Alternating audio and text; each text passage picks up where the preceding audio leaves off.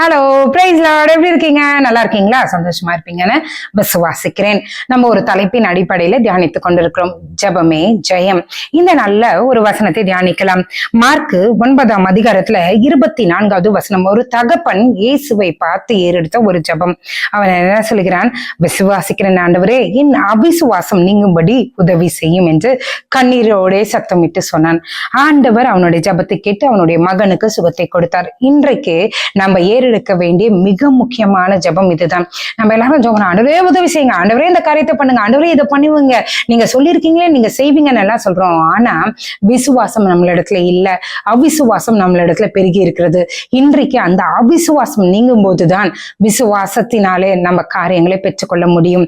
இன்றைக்கு ஆண்டவரை நோக்கி பார்க்கலாமா? எந்தெந்த அவிசுவாசமான காரியங்கள் ஆண்டவருடைய ஆசீர்வாதத்தை பெற்றுக்கொள்ள தடையா இருக்கிறதுன்னு நமக்கு தெரியாது. சோ இன்றைக்கு ஆண்டவருடைய பாத்துல உட்கார்ந்து, ஆண்டவரே என்னுடைய அவிசுவாசம் நீங்க எனக்கு உதவி செய்யுங்க. இந்த அவிசுவாசம் நீங்கினால் தானே அந்த தகப்பன் தன் மகனுடைய ஆண்டவரே சுகத்தை பெற்றுக்கொண்டானே, கண்ணார கண்டு அதை ஆண்டவரே அவன் ருசி பார்த்தானே, அது போல ஆண்டவரே எந்தெந்த காரியங்கள் எங்க வாழ்க்கையில நடக்கலையோ அதுக்கு எங்களிடத்துல காணப்பட்ட அவிசுவாசம் அல்லவா காரணம். ஆண்டவரே எங்களுக்கு அதிலே ஆண்டவரே ஒரு விடுதலையை தாங்கன்னு சொல்லி ஜெபிக்கலாமா?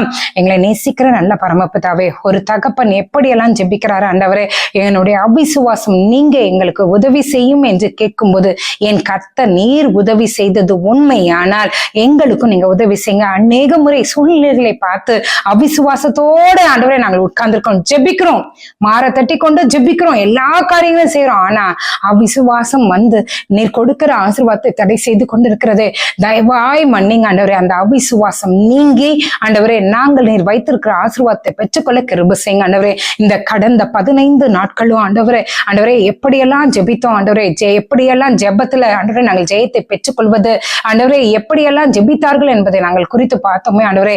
இந்த நாளில் ஆண்டவரே அநேகர் ஆண்டவரே ஜெபித்து இருக்கிறார்கள் ஆண்டவரே. குதிரை எத்தனை நாளுக்கு ஆயத்தப்படும், ஜெயமோ கர்த்தரால் வரும் ஆண்டவரே. நாங்கள் ஆயத்தப்படலாம், எல்லா காரியங்களும் பண்ணலாம் ஆண்டவரே, ஆனாலும் ஜெயத்தை கொடுக்கிறவர் நீர் அல்லவா.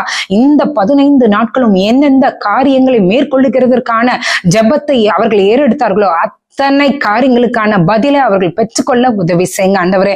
அப்பா ஜெய கிறிஸ்து நீர் எங்களோடு இருந்து ஜெயத்தை நாங்கள் பெற்றுக்கொள்ள ருசி பார்க்க ஆண்டவரே நாங்கள் கண்ணார கண்டு ஆண்டவரே மகிழ்ச்சி அடைய எங்களுக்கு உதவி செய்யுங்க ஆண்டவரே. நீரே எங்களோடு இருந்து எங்களை வழி நடத்துங்க. எல்லாவற்றும் கேள்வி ஒப்படைக்கிறேன் இயேசுவின் மூலம் ஜெபம் கேளும் நல்ல பரமபிதாவே. ஆமேன், ஆமேன், ஆமேன். God bless you.